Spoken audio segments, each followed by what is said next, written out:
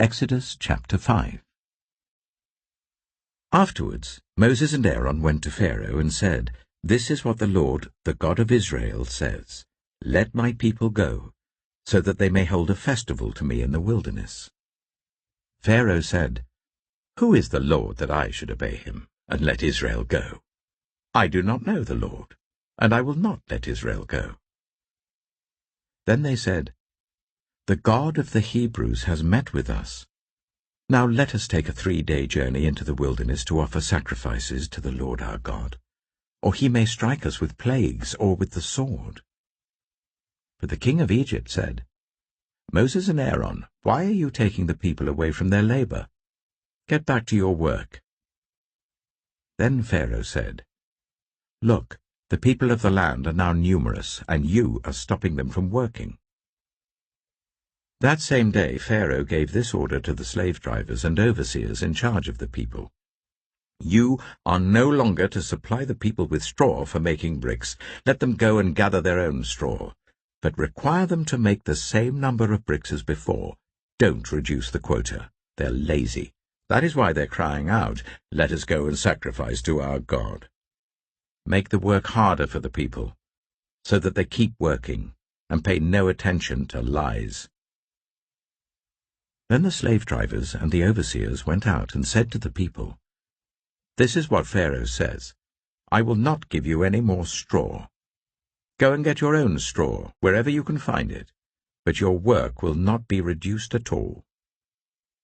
So the people scattered all over Egypt to gather stubble to use for straw. The slave drivers kept pressing them, saying, "Complete the work required of you for each day, just as when you had straw." And Pharaoh's slave drivers beat the Israelite overseers they had appointed, demanding, "Why haven't you met your quota of bricks yesterday or today, as before?" Then the Israelite overseers went and appealed to Pharaoh, "Why have you treated your servants this way? Your servants are given no straw, yet we are told, 'Make bricks.' Your servants are being beaten, but the fault is with your own people." Pharaoh said, "Lazy. That's what you are. Lazy. That is why you keep saying, 'Let us go and sacrifice to the Lord.' Now get to work. You will not be given any straw, yet you must produce your full quota of bricks." The Israelite overseers realized they were in trouble when they were told, "You are not to reduce the number of bricks required of you for each day." When they left Pharaoh, they found Moses and Aaron waiting to meet them, and they said, "May the Lord look on you and judge you. You have made us obnoxious to Pharaoh and his officials, and have put a sword in their hand to kill us." Moses returned to the Lord and said, "Why, Lord? Why have you brought trouble on this people?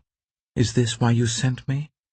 Ever since I went to Pharaoh to speak in your name, he has brought trouble on this people, and you have not rescued your people at all." Exodus chapter 6. Then the Lord said to Moses, "Now you will see what I will do to Pharaoh. Because of my mighty hand, he will let them go. Because of my mighty hand, he will drive them out of his country."